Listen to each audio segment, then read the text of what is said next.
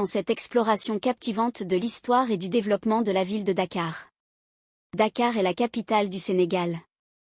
Nichée sur la pointe ouest du continent africain, Dakar s'est élevée au fil des siècles pour devenir bien plus qu'une simple métropole sénégalaise. Son histoire est tissée de cultures diverses, de bouillonnements sociaux et politiques, et d'une évolution urbaine fascinante. Au cours de ce voyage, nous plongerons dans les racines de Dakar, depuis ses débuts modestes en tant que village de pêcheurs, jusqu'à son statut actuel en tant que centre névralgique économique et culturel.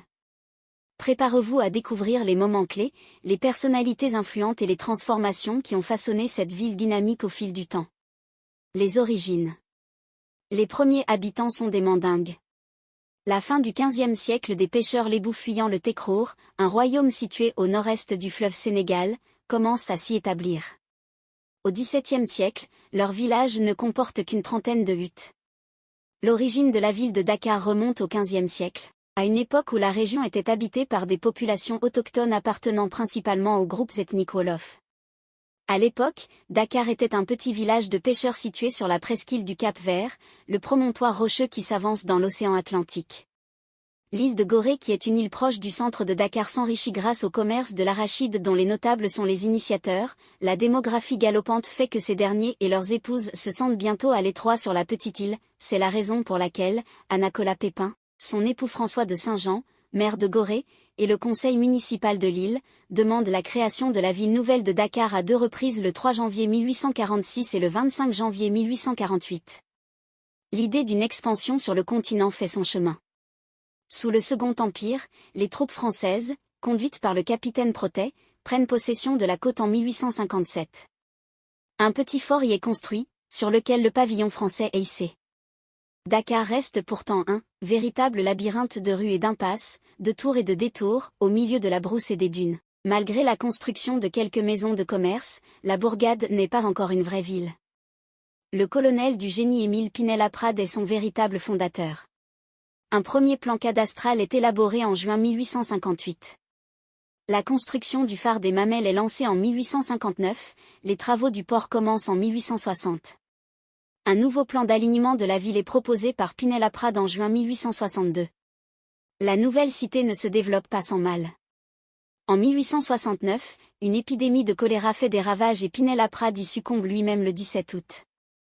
En 1872, un statut communal, dit des 4 communes, est accordé à la population, ce qui donne une citoyenneté.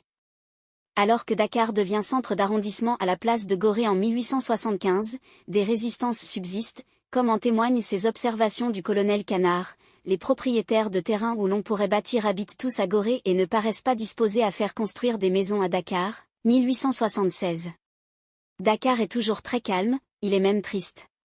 Peu de maisons, peu d'habitants, peu de commerce et pas d'industrie, 1878. La raison de cette présence faible des notables goréens à Dakar est que la ville de Rufisque sur la petite côte connaissait un développement économique important grâce à l'arachide, ces familles bourgeoises mulâtres et nègres préféraient donc s'installer majoritairement dans cette ville. Ce n'est que lorsque la ville de Dakar eut un quai moderne et que le wharf de Rufisque devint obsolète qu'ils s'installèrent massivement à Dakar. Un nouveau plan cadastral est élaboré en 1876 et 2 ans plus tard Dakar compte environ 1600 habitants. Le 17 juin 1887 Dakar devient une commune distincte. Elle ne dépend plus de Gorée et Jean-Alexandre devient son premier maire le 9 décembre 1887. De gros travaux d'aménagement et d'assainissement sont entrepris. La population de Dakar atteint 8737 habitants, alors que Gorée n'en compte que 2100. En parallèle, notamment avec la construction de la gare et de la ligne de chemin de fer, la ville rivalise aussi avec Saint-Louis. Elle l'emporte pourtant en devenant en 1902 la capitale de l'AOF, Afrique occidentale française. Son premier gouverneur général, Ernest Roume, lance de gros travaux d'urbanisme, parmi lesquels figure le palais du gouverneur, l'actuel palais présidentiel, ainsi que le marché Kermel. De 18 500 en 1904, Dakar passe à 25 000 habitants en 1909 et devient le premier port du Sénégal. La reconstruction de la gare ferroviaire est entreprise et l'hôtel de ville est édifié en 1918. Blaise Diagne, qui a obtenu la citoyenneté pleine de tous les habitants des 4 communes en 1916, est élu maire de Dakar en 1920 et le restera jusqu'à sa mort en 1934. En 1921, la capitale compte 32 440 habitants dont 1661 Européens. alors que l'île se dépeuple progressivement pour se réduire à 700 habitants en 1926. Gorée est finalement rattachée à Dakar en 1929. Pendant cette période on observe une vague d'immigration libanaise, cette immigration libanaise a en réalité commencé dès 1890 à Saint-Louis. Dans la capitale, ces nouveaux venus s'intègrent le plus souvent dans le petit et moyen commerce. La cathédrale du souvenir africain est inaugurée le 31 mars 1929 en présence de nombreuses personnalités dont Blaise Diagne. Une des cloches de la cathédrale est offerte par Armand-Pierre Engrand et sa famille. À la fin des années 1930, l'agglomération compte 100 000 habitants. Pendant la Seconde Guerre mondiale, le contrôle de l'AOF constitue un enjeu non négligeable. Une tentative de débarquement des Alliés, Opération Menace, échoue le 25 septembre 1940, au bout d'une lutte fratricide connue sous le nom de bataille de Dakar. Dakar, une capitale cosmopolite. En 1947, le président Vincent Auriol est le premier chef d'État français à se rendre en visite officielle en Afrique noire 14. À ce moment-là, Dakar compte environ 135 000 habitants. L'essor démographique engendre une pénurie de logements, d'emplois et de matières premières. Le 26 août 1958, le général de Gaulle se rend à son tour à Dakar où il est accueilli fraîchement par des manifestants réclamant l'indépendance du pays, qui se concrétisera 2 ans plus tard. Dakar devient d'abord la capitale de l'éphémère Fédération du Mali, puis celle de la République du Sénégal le 4 avril 1960. Dans la foulée de la décolonisation, la grande mosquée de Dakar est édifiée en 1964. En juin 1978, le siège de la Banque centrale des États de l'Afrique de l'Ouest, BCEAO, est transféré de Paris à Dakar. Plusieurs réformes portant sur la décentralisation et la déconcentration marquent des étapes importantes dans l'évolution de la commune, d'abord en 1972, puis en 1983 et surtout en 1996 lorsque la commune de Dakar est découpée en 19 communes d'arrondissement.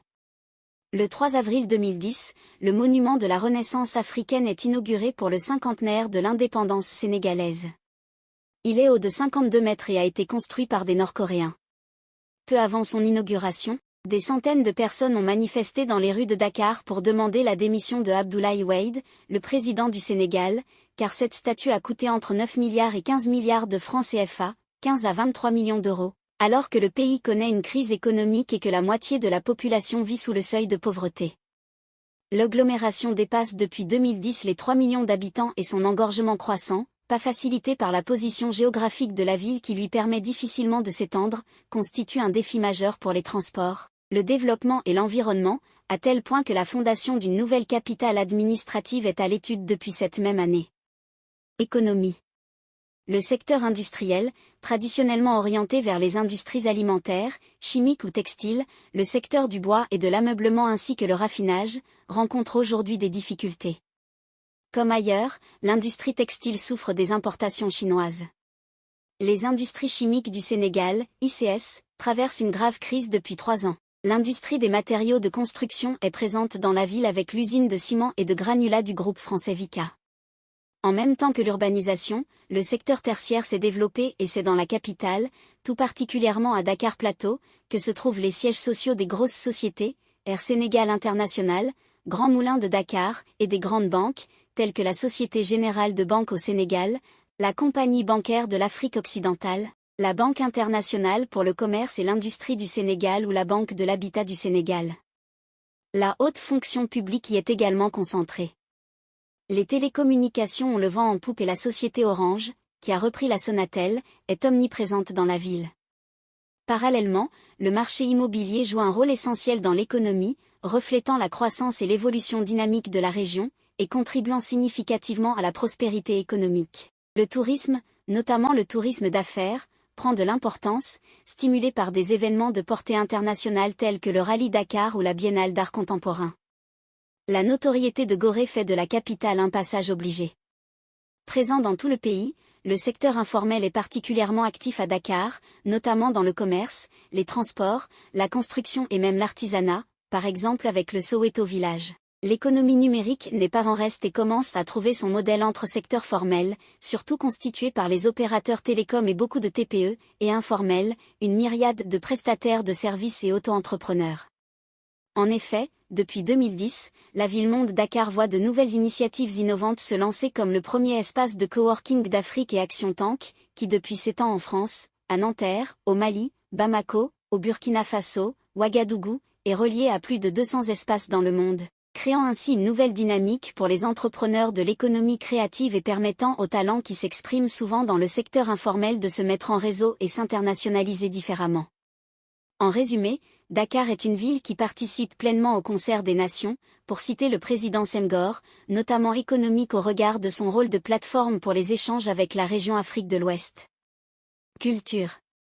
Rattaché à l'Institut fondamental d'Afrique noire, le musée Théodore Monod d'art africain se consacre aujourd'hui aux arts et traditions de l'Afrique de l'Ouest, présentant en permanence environ 300 des 9000 pièces qui constituent ses collections, tandis que des expositions temporaires mettent l'accent sur des thématiques particulières.